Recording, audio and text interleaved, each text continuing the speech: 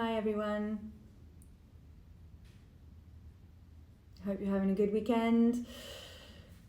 Okay, 2 minutes in, I'm going to start talking. If anybody has any questions, feel free to DM Azraq, and Nat's actually doing an FAQ session in end of June, early July, and that will be answering everyone's individual questions as well, because I know a lot of people want to know how they can get involved on larger scale. So yeah, Nat's the person to direct those questions to, but just DM Azraq and she'll be able to help.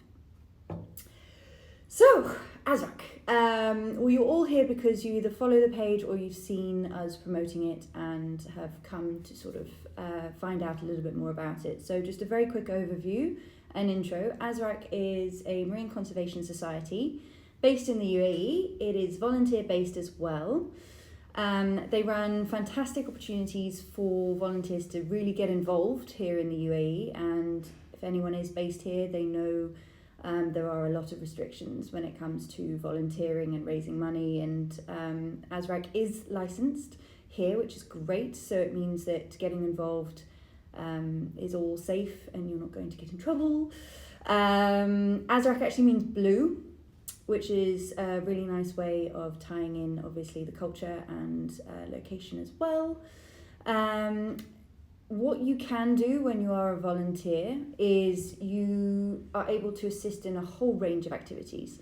When you sign up through the CDA, and the CDA gives you a volunteer number, which you then register on Azraq, and that way you'll be notified of all the upcoming events and activations. And they range quite widely from educational talks that you can give to schools, motivational talks, whether it's campaigns or initiatives that we run socially as well, and through the media. And you can actually do offline, on the ground activations. We do beach cleanups, and they are always really, really well attended, and a lot of people get a lot of information and a lot of, I would say, not like feel good, but like a return from doing things like that, because you actually see what we're talking about. So it really, I can give you all the numbers that talk millions and trillions, but until you're walking on a beach and physically picking up the one culprit we're talking about, you don't quite get that scale and that range until you've sort of been there and done it yourself. So yeah, Azraq are able to organise all of these as well, and they do that for a lot of corporate groups and a lot of big companies, and they've had some great success with that in the past. So if you do have a big company and would like to get involved, Azraq are the people to talk to. So that's Azraq, a little bit of intro. We are doing live sessions at the moment on Instagram, and there's going to be a whole variety of talks that cover all the different issues and all the different elements that Azraq are passionate about, from balloons to straws to utensils to the animals themselves. So dolphin defense, apex harmony, all of these kind of issues at hand. So definitely follow Azraq if you aren't already, and sign up if you can too. My talk is a little different. I am on the board of directors for Azraq, and I have been part of their community since their inception in 2018. I grew up with a real affinity for the sea. I wake surf, I surf. I mean, even as a kid, my mum couldn't put me on the sand, apparently. I'd scream bloody murder. I was only in touch with water, and it's something that stuck with me the whole way through my life. And even now, I live on the beach. I need to be by the sea. It's in my blood. And I've been very, very fortunate to visit a whole range of different countries and travel to many different places, and a lot of them have been guided by conversations on travelling sustainably or having some sort of eco or research facility with animals or coral reefs as well. So this was a natural fit for me with Azraq, and it started off with volunteering, and obviously having been part of it for so long and being in touch with the team as well, they saw that it was something that I wanted to continue and wanted to take a step further. So being a board of directors is not out of anyone's reach as well, if they are very motivated to volunteer and be part of the team. I would say the best thing to do in that scenario is make yourself known. In terms of being a UAE-based volunteer and UAE-based, I would say eco-friendly, is that the right word? Oh, Nat's going to have a whole conversation on this as well. I live as imperfectly plastic-free as I possibly can. And this is also what contributes to my passion for the environment and marine conservation in particular. There's a lot of stats I can give you on this, but to give you a little understanding what how I live plastic-free, I removed plastic bottles from my household about 2 years ago now, and I got a water filter installed.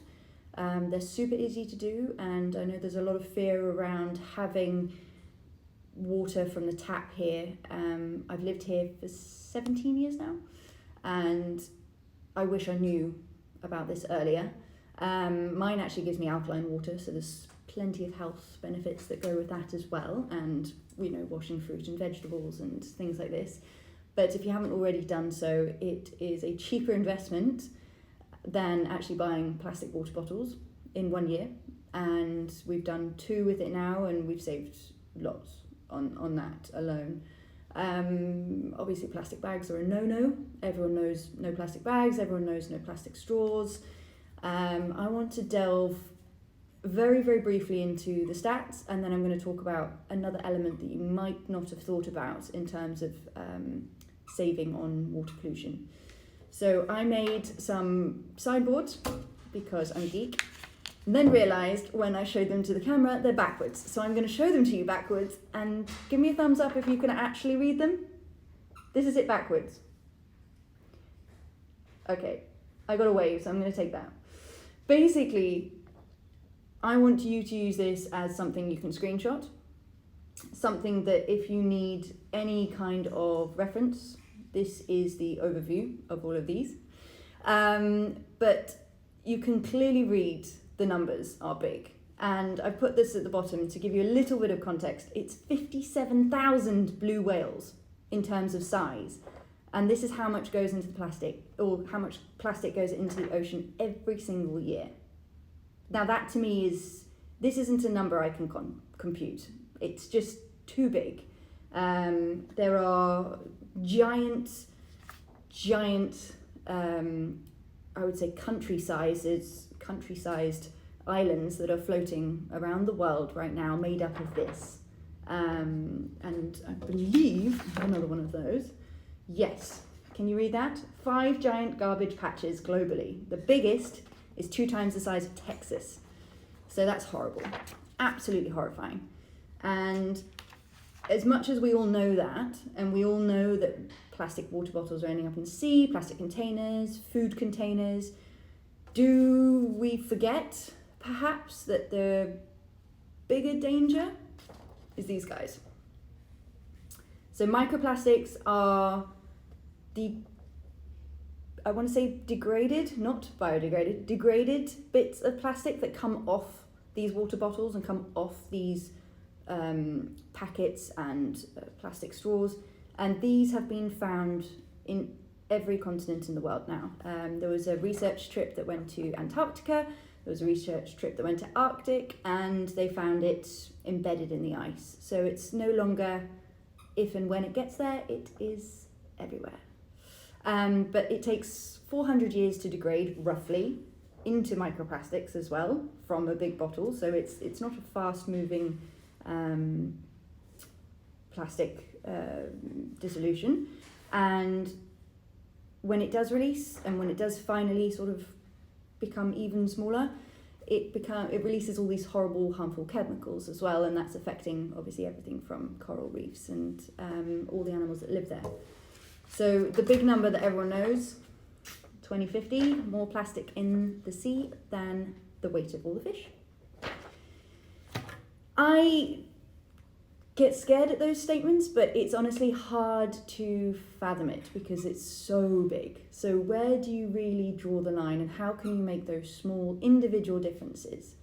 My new understanding of microplastics and where I'm probably having the worst impact globally from my own consumer habits is fast fashion. Now, fast fashion is basically anything that can be mass produced for a cheap price. There's more than 50 in your size, and they are found around the world. The one thing we need to know with fast fashion is this. So you can screenshot that and remember that, because next time you take a walk through the mall, this is something I think that springs to my mind before I make any purchase now. So 700,000 synthetic fibers come off, say, a pair of leggings with each wash. So if you're like me and you do a lot of yoga or fitness activities and you love those really soft, really sort of high-waisted, nice lycra shorts, that is something that we have to be careful with.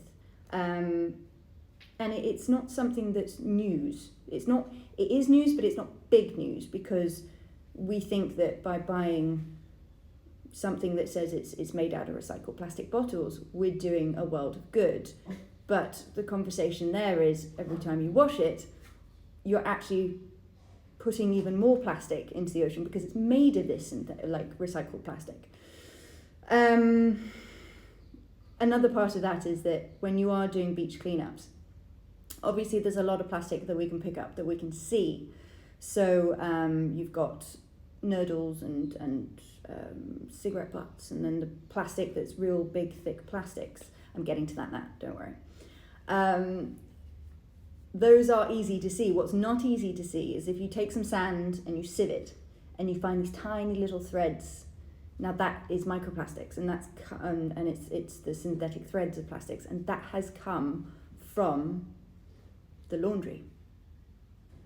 So with all of that in mind, and that's just pointed out, this is where I was getting to, we do actually have something called a guppy friend bag, and it's something that you should put your lycra or your synthetic materials into, so that it stops all of these microplastics coming out. And I have one, and you can literally lift the lining and see these tiny little coloured threads that have come off clothes that I thought were sustainable or eco-friendly, or were trying to do their good for the world and their part. And they were trying to, make a difference. So I applaud them on wanting to, but I think the education is still lacking in that. And like I said, it's something that even I'm getting information on at the moment. So something to bear in mind is when you're looking for materials, aim for something that really is sustainable, is natural. So we're looking at linens and cottons and things that aren't over-dyed, and that's another one. Okay, my final one, I promise. 85% of all textiles end up in landfill each year. There's a lot to be said with the textiles and treatments and the dyes that go into making a pair of jeans. So it's something like 9 washes with dyes for one pair of jeans. Now we've just said that each wash you get sort of 700,000 fibres coming off it. Yes, whilst jeans are made of cotton, the dye and the treatments that they're using are not, and they're poisonous. So it's something to bear in mind as well. I've learned how to live in a pair of jeans for longer than one day, and jeans are something that are actually meant to be worn over and over and over before they're washed. So yeah, don't feel bad about not putting your jeans in the wash next time next time you're out in them.